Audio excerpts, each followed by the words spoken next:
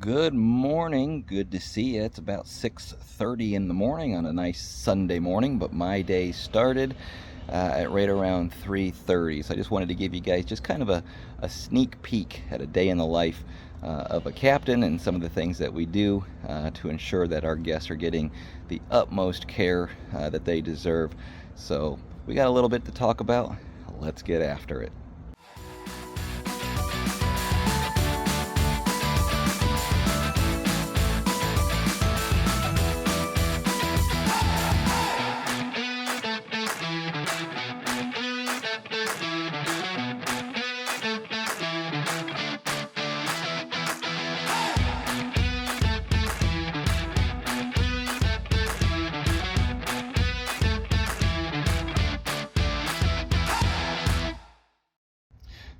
So like I said, my day started at about 3:30 this morning. Well, that's when my alarm went off. Of course, you got to hit the snooze a bunch of times, and I really kind of rolled out of bed about 3:45.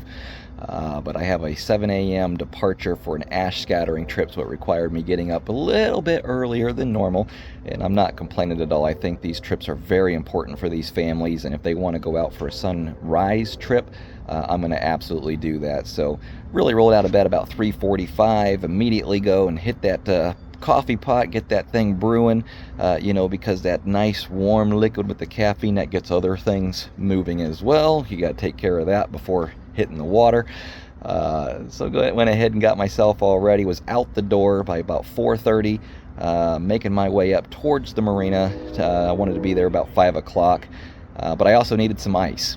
Marina's closed. They open at 8 o'clock. I was going to be at the marina at 5 o'clock in the morning, so I had to stop by a little ice house, grab some ice for the cooler and the bottled water that's on board for the clients, and then made my way to the marina, getting there about after 5 or so.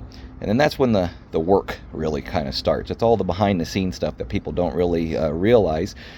So you got to get on the boat, got to get those batteries turned on, get the keys on, start getting the electronics covers off, get the seat cushions out, get the flags out, get the sunshades put up, and then we start doing our pre-tripping, checking fluids on the motors, which I had to top off with some oil. They added fuel at the marina, so I had to put some fuel additive in, change down a washdown sprayer shower head on the stern of the boat. That broke, so I had to fix that. Get the boat all cleaned up, do a full wash down, because even though it sits in a dry storage marina, it gets a little dusty, dirty in there, especially with the exhaust smoke from those big giant forklifts. So I had to wash the boat down, polish up the stainless, wash the floors down, dry those up, get everything all ready to go, get my shirt changed, because by the time I'm done hustling with all this, I'm fully sweaty. So I always have my work shirt and then my business shirt, I guess you could say. Get that all done, and then we're ready to fire the engines, cast off the lines. But really my day started yesterday for this 7 a.m. trip, and that's simply because of what we have to do with our marina. So we're in a dry storage marina. It sits inside a big barn, 4 stacks up on they use a big giant forklift to get it out. We can't run commercially out of there, so we have a contract with the marina a mile up the ICW, where we can do pickup and drop-offs for Sandhill Charters on the Bonnie Lee. But their forklift schedule is during business hours, so they open at 8, they close at 5. The forklift really starts running at about 8:15, 8:30 in the morning. Then it stops running at about 4:30 in the afternoon. So the boat, obviously with a 7 a.m. trip, I had to get the boat in the water the night before. And that's when the marina put some fuel in it for me, 75 gallons this time around, which doesn't even give me even half a tank. We got about 112 on board right now, so we got plenty of fuel for today's trip. So the trip started yesterday, really, for me, getting everything prepped, getting all my back-end office work ready to go for the captain's epitaph that I deliver during an ash scattering release.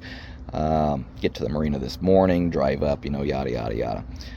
So yeah, it just takes a little bit of time. People don't see it. It's a 2.5 hour ash scattering trip, but it really turns into a 5-6 hour day for me overall, maybe a little longer, just because when I get back to the home office, I got to do all my post-trip follow-up with the sea scattering certificate, file the location, the GPS location with the EPA, get all the photos that I take edited and back to the family, and a couple other little things that I do for them.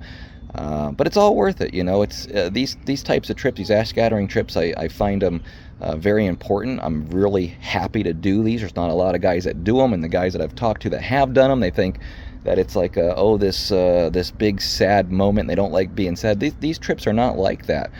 These are very like a healing process almost. Sometimes there's some tears shed. I mean, that's to be expected. I mean, you're not really saying goodbye to your loved one, but in a sense you are. And that brings up a lot of emotions, or a release of emotions, and that's okay. But these trips are always just super special, and I love doing them. So if a customer wants to take the boat out at 7 a.m. for a sunrise trip out into the Atlantic, I am absolutely going to do that every single time. If they wanted to be out there at 5 a.m., I'm going to figure out what we need to do to make that happen. So there's really not too big of an ask. I was on the Flying Lady boat up in Jupiter yesterday, got home, had to get dinner, get showered, so I didn't get to bed really till 9:30, 10, somewhere in that neighborhood. So not a whole ton of sleep, but definitely enough to do a trip like this. So that's just a little sneak peek of a day in the life as a boat captain. I hope you learned a little bit of something, or just gave you a little glimpse as to what I do. We'll see you on the next one.